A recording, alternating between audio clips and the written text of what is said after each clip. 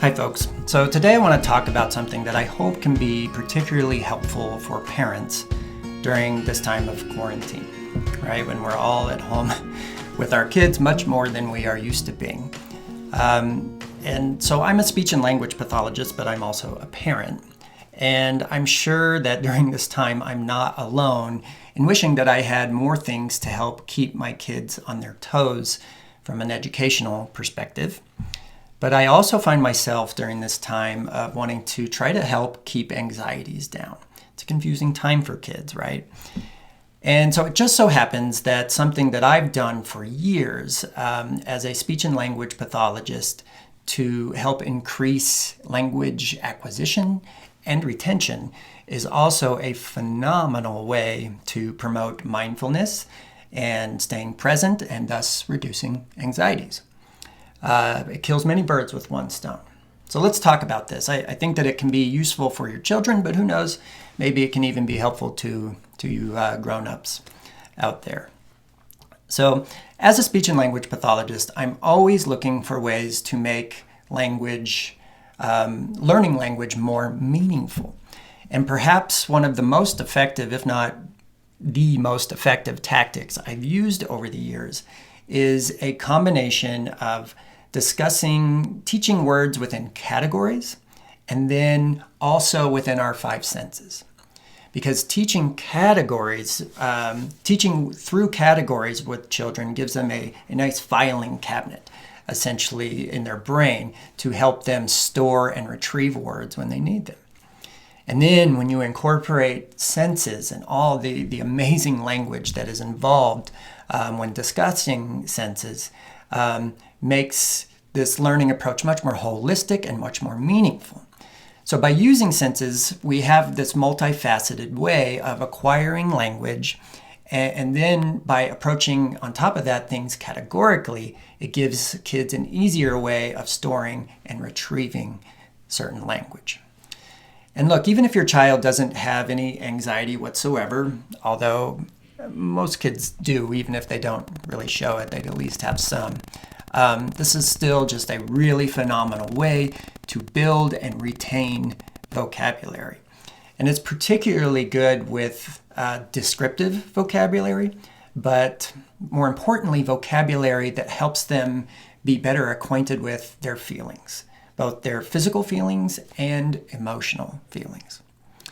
Now, I'm going to get into specifically how to break this all down and approach things in just a moment.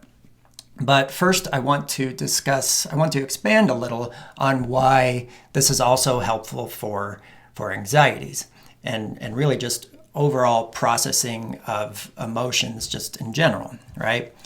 So my son, he's 7 right now, he actually has pretty significant anxiety even in normal circumstances before all of this quarantine and everything. So as you might imagine, really during this time of uncertainty, some of his anxieties definitely have grown.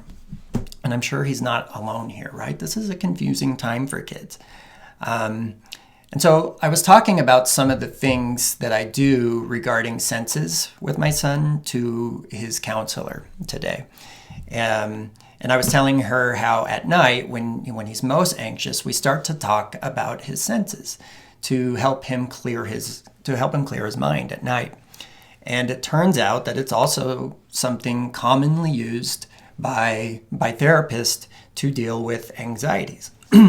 So she mentioned that really a common tactic with helping bring kids kind of back down to earth when they're experiencing heightened anxieties is by asking them things like, okay, let's stop and let's name 5 things in this that you see that are red right now, or 5 small things that you see right now, or I don't know, find 3 soft things in the room.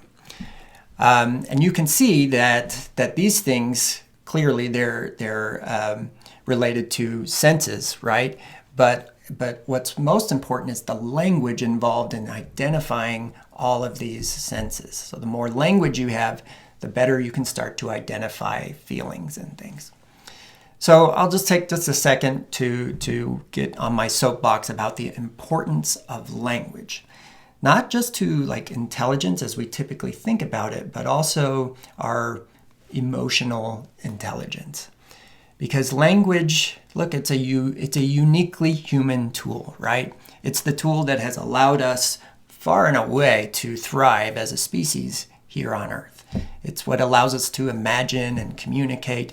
I mean, it is the tool that we are able to use to kind of help balance ourselves. So if we're in the midst of a more kind of right-brained emotional experience, we can then use language to draw it over to the left brain and be more rational about it, okay? So using language makes things kind of more holistic. We're using the whole brain and not just certain parts of our brain. So giving your child the ability to identify their feelings and emotions by having the right language to do so ultimately is one of the best gifts that you can give them in their life. It allows them to have a kind of fuller and calmer human experience. And it's not just something that can be helpful in the short term. It's hopefully something that they can lean upon for their entire lives. So I could go on with the soapbox, but I won't. So let's talk specifics and how to approach breaking down each sense, because this is kind of where it gets fun. I'll just touch on this briefly in the video, but what I'll do is I'll give you a link to this document that you're seeing that you can download, and you can look further into this and really do a deep dive if you want. Because this is something that if you just kind of have a focus of the day for each sense and the subcategories within, you could easily run that for a few weeks. And I promise you, if you do that, the end results will be phenomenal, both from an educational perspective, but also from an emotional perspective. So let's take a quick look. Okay, so first things first, here are our 5 senses. Pretty basic, I think most people know this. There are certainly more than 5 senses, but for the purposes of keeping things simple, we'll go with the 5 traditional senses. So I'll give an example of what I mean by segmenting senses. I'll use sense of touch as an example, and then you can use this basic premise for all the different senses and the subcategories or segments that fall under that particular sense.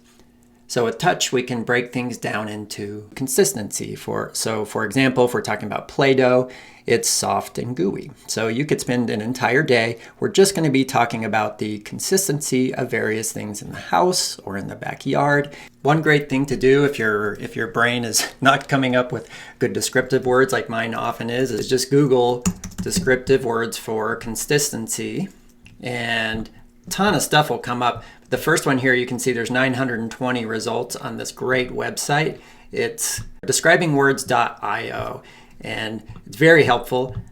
It can also sort things by frequency, so very common words, all these words for consistency. And then you can change to, say, texture if you want. And again, this will help you come up with all kinds of unique describing words for all the different senses. So give that a try, it's very helpful. Then we can look at things from the perspective of texture. So texture is different than the consistency. Here, Play-Doh can be smooth, or depending on what you do with it, it can also be bumpy or curvy. We have temperature also. So temperature of things can be cool or clammy, or it can be very hot or warm. Tons of words. Also, I encourage you to Google temperature, descriptive words for temperature. And then last, we have weight.